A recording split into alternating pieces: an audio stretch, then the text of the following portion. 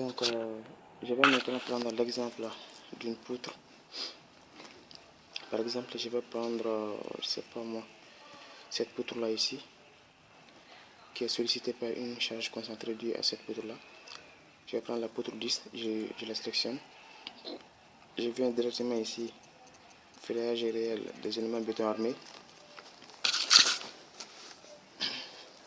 Donc le principe est pratiquement le même pour tous les éléments. On fait les paramétrages de notre ferrage avant de lancer les calculs. Ok, on va cocher toutes les combinaisons.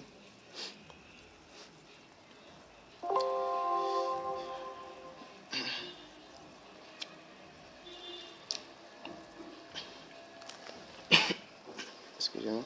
Voilà, voici la poutre. Donc ici sur la vue, poutre vue, on peut voir bien sûr la largeur des appuis, c'est-à-dire des poteaux, ainsi que la portée entretenue de la poutre. Bien sûr ici vous pouvez voir que la poutre est sollicitée par une autre poutre qui crée une force ponctuelle ici, comme vous voyez sur l'image là. Alors pour le ferrage, pour le paramétrage du ferrage, je viens ici d'abord paramètres de niveau, je peux voir. Par exemple, si vous pouvez remarquer, je vais vous montrer cette poutre là. Voilà, vous pouvez voir que la poutre là, elle est située, c'est une poutre périphérique, c'est-à-dire à l'extrémité du bâtiment. On peut dire qu'elle est plus ou moins confrontée à des intempéries comme la pluie par exemple. Donc comme fissuration, nous allons prendre fissuration préjudiciable. Mais pour les autres poutres internes, on va prendre les fissurations peu préjudiciables. Ok. Donc je prends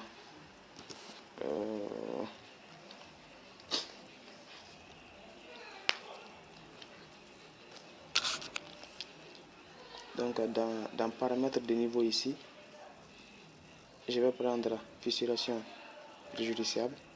Bon, agressivité non, on va dire que notre bâtiment n'est pas dans une zone agressive.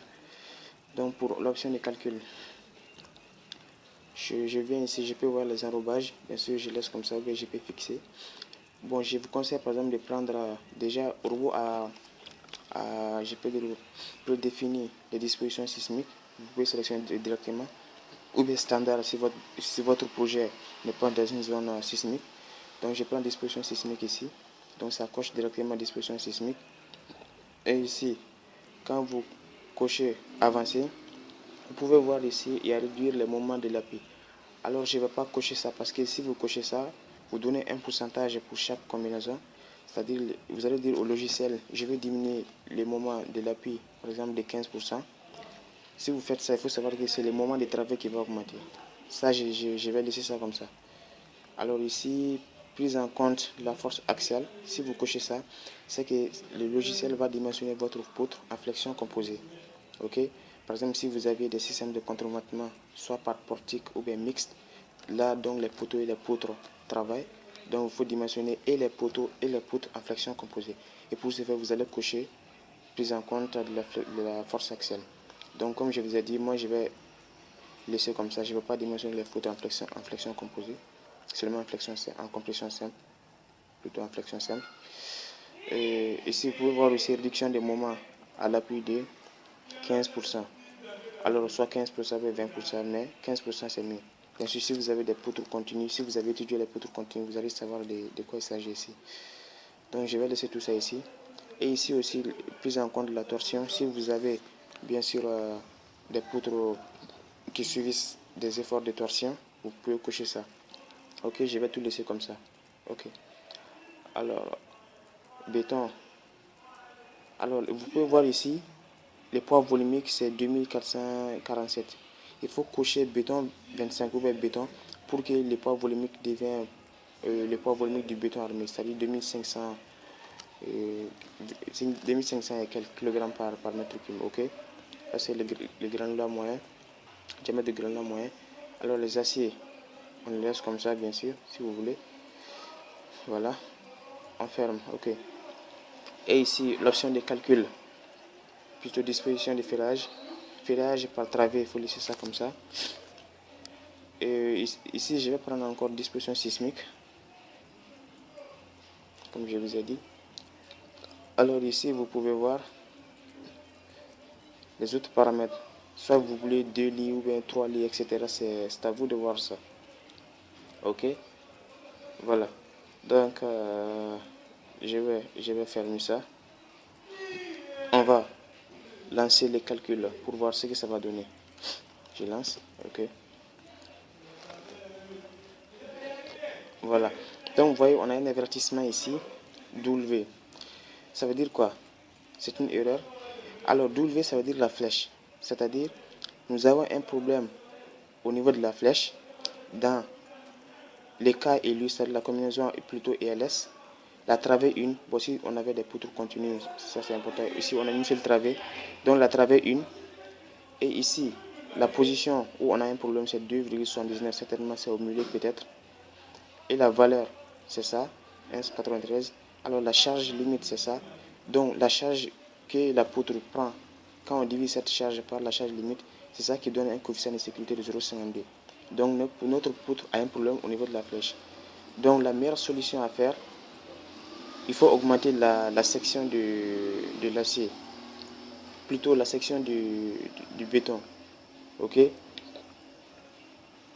Parce que vu la flèche, vu le coefficient de sécurité 0,52, ça sert à rien d'augmenter les aciers. Déjà, les aciers sont des sections de 20, etc. C'est pas cool. Donc, ce qu'on va faire, on va venir ici définir section ou bien poutre vue. Je vais prendre les sections, par exemple, de 60 pour voir ce que ça va donner. Plutôt, je vais prendre par exemple la 55 si possible. Appliquer. Et maintenant, je vais relancer les calculs encore pour voir.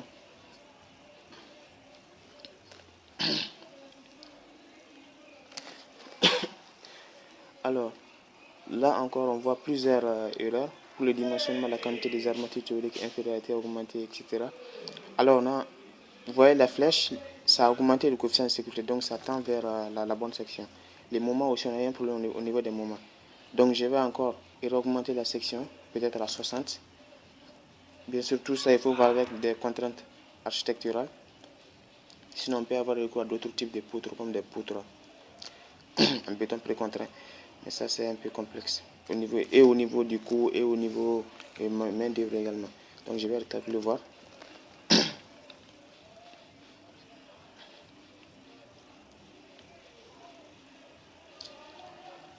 Alors, jusqu'à présent, nous avons un problème au niveau. Bon, pour la flèche, c'est résolu, mais je vais voir pour le moment ici. Vous pouvez voir pour le moment 0,89 comme coefficient de sécurité. Alors, ce qu'on peut faire, alors si vous pouvez voir, c'est un moment qui est positif. Donc là, ici, ce qu'on va faire, je vais essayer de faire 3 barres ici, 3 lignes. Et pour ce faire, parce que ça aussi, ça peut nous aider, je vais venir dans option, plutôt disposition de ferrage. Ici, je viens, bon, pour les aciers supérieurs, généralement, ce sont des aciers qui sont, je vais dire, comprimés. On n'a pas vraiment besoin de ça ici. Pour les aciers inférieurs, ce sont les aciers qui sont tendus. Ce que je vais faire, je vais venir dans cette partie-là ici. Par défaut, c'est ici, nombre de lits. Je viens dans nombre de fils d'acier. Et moi, je vais dire que le minimum que je veux, c'est 3. Donc, vous allez voir que, bon, maximum, par exemple, 4. OK. Vous allez voir, lorsqu'on va recalculer, ça doit mettre 3 barres quand même en bas. Et c'est que, voilà. Vous voyez très bien que le problème a été résolu. Maintenant, vous voyez, on lance les calculs. Il n'y a plus d'avertissement ni d'erreur. Vous pouvez voir ici aussi la note de calcul. Il suffit de cliquer sur poutre note de calcul.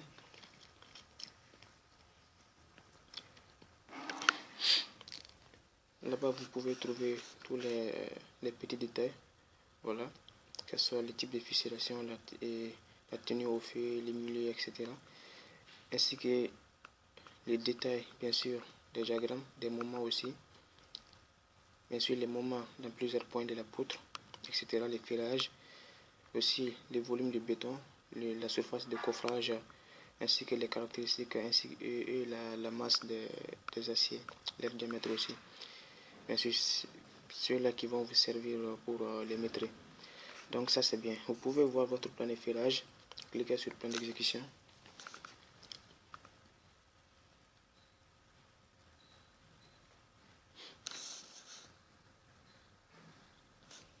Voilà. Donc ici, vous pouvez voir votre plan d'exécution ici. Et bien sûr, vous pouvez aussi dire au logiciel d'ajouter un acier de construction, c'est-à-dire un peu au milieu ici, parce que lorsque la hauteur de la poutre dépasse, je crois, 50 ou 55 cm, comme ça, on doit ajouter un acier de construction, certainement au milieu ici. Tout ceci se trouve dans les paramétrages, soit option de calcul ou disposition de filage. Voilà. Donc, il faut savoir qu'ici, là où il y a une poutre qui exerce une force concentrée ici, normalement, vous devez mettre des aciers bateaux, ou plutôt un acier bateau, hein, sous forme de bateau, comme ça, sous forme d'un petit U, qui va servir de support pour l'acier. Vous pouvez aussi changer le nom de votre poutre, hein. Il suffit seulement, par exemple, là, je crois que c'est une poutre qui est, voilà, vous pouvez changer le nom, par exemple, vous pouvez dire poutre principale, par exemple PP. Alors,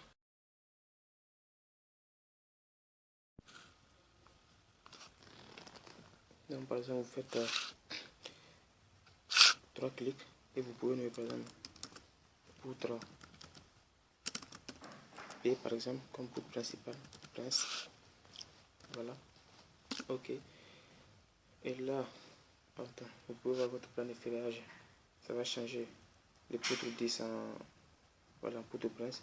Et vous pouvez changer également les noms de la poutre P1 là. Il suffit seulement de venir dans la partie poutre vue. Et ici, vous pouvez voir, lorsque vous cliquez sur la poutre, vous venez d'entraver et vous pouvez nommer les noms ici. Par exemple, la P001, par exemple, appliquer. Et puis, soit vous lancez les calculs ou vous venez directement au plan d'exécution. Voilà. Donc, il faut comme ça noter vos plans. Et il faut savoir que tout ceci, il faut après reporter ces valeurs vers AutoCAD pour assurer la conformité entre les plans d'exécution et les plans de coffrage. Parce que vous pouvez pas nommer cette poutre ici P001 et sur AutoCAD c'est P100 par exemple. Donc sur le chantier, vous pouvez avoir des problèmes de correspondance. Ok, donc il faut assurer la concordance entre les plans de coffrage et les plans de filage. C'est-à-dire l'élément qui s'appelle X ici doit s'appeler X sur le plan de coffrage. Ok, voilà. Donc maintenant on va faire la dernière partie qui est le ferrage d'un voile.